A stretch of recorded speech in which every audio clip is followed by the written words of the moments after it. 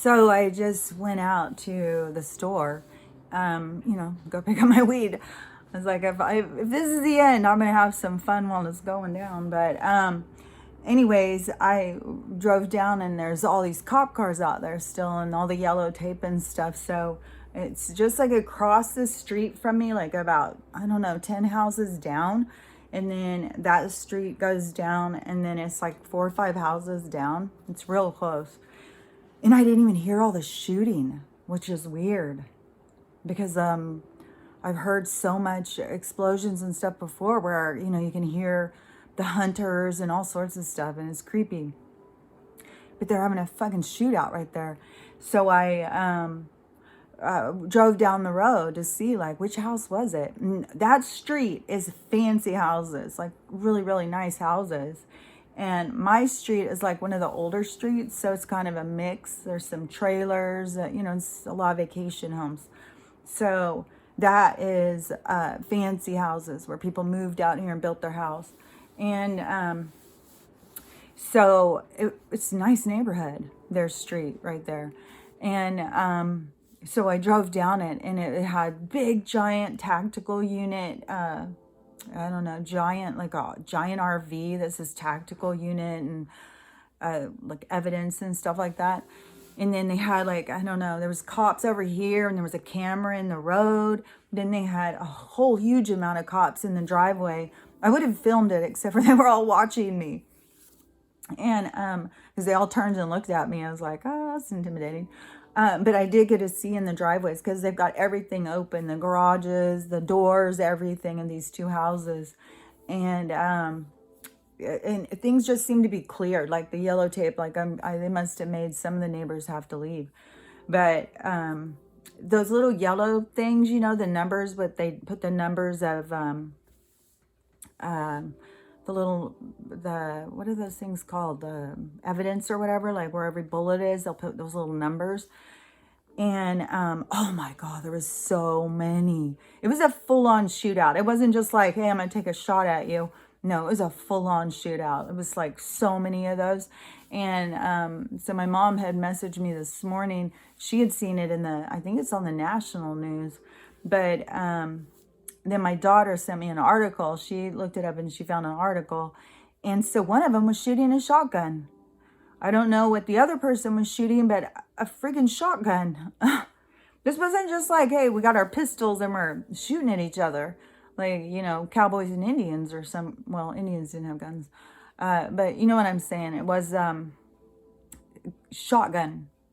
That is, I mean, business. If you're going to pull out a shotgun, you're planning on blasting some people. So I don't know. Maybe that's all he's got is a shotgun. Maybe, I have no idea. I mean, people have lost their damn minds.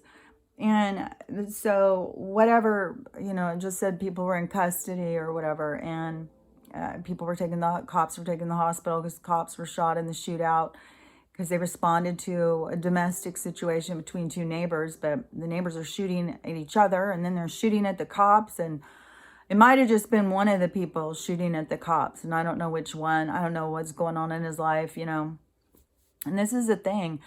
Is that, I was kind of reminded while I was driving, like I was driving back and somebody was going 15 miles below the speed limit, and I'm right behind them, and I'm just getting a stack up on my ass. And so I'm feeling the pressure, and I'm getting really irritated. This guy's not moving. And every time I try to pass, because you only have certain places you can pass because it's curvy, like mountain roads. And every time I would get to a passing place, he would pull over.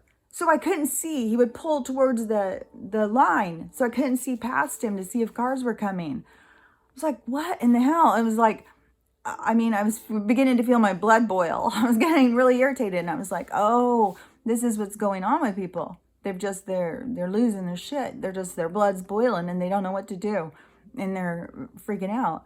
And so all I can say is, like I've said a lot of times, you got to keep yourself safe. This is not the time to confront people. You don't know. I mean, these two people live next door to each other. They probably had some issues for, a lot of neighbors get issues with each other. But even when you're driving, anything, this is not the time to, confront people. Even if you're getting We've got all the traffic again today. Even if you are getting yourself all worked up, um, like while I was driving, I was getting so irritated. You got to just, take a deep breath and just regroup, because there's, you don't want to confront somebody who's got a damn shotgun. They mean business. And there's obviously, I think there's a lot of people out there who are, ready for war. They don't give a shit. They're just done. The world is in utter chaos. There's people who don't even know there's utter chaos. My daughter is, her thing turned south real quick. That situation is turned into a big giant ordeal, and she's trying to get her stuff out of the house. He's making so many threats, and the cops won't come. There's freaking a lot of cops right here, but they won't come unless there's an issue. Like, you have to have private security out here in the world now.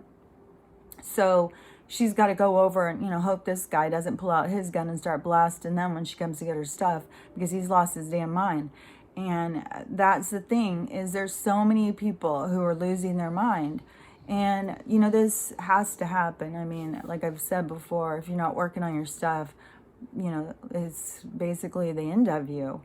Not the end of you, because you can never end, but in this reality, because this reality is ending, and we're in this transition to the new one. But what I keep talking about is that transition to go into the new age. It's like you got to have the pass to get in. You got to have the tickets, and the tickets are, you having what's right for all, a mutual respect. It is coming at the world from a healed place. It's just vital as we're moving into this. And this changing of the ages is weeding out the people who aren't ready. And there's a lot of people who aren't ready. A lot of people losing their damn minds. A lot of people ready to fight.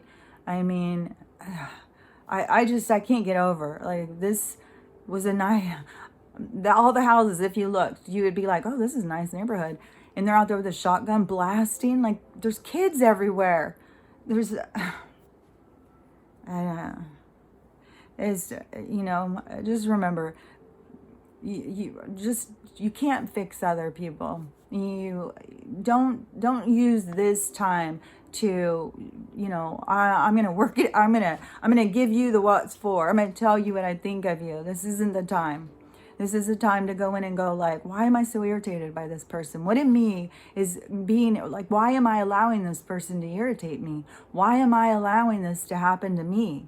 And that's where you go in and you start looking, like, what's going on in me? Because we can't change them. We can't change any of these people.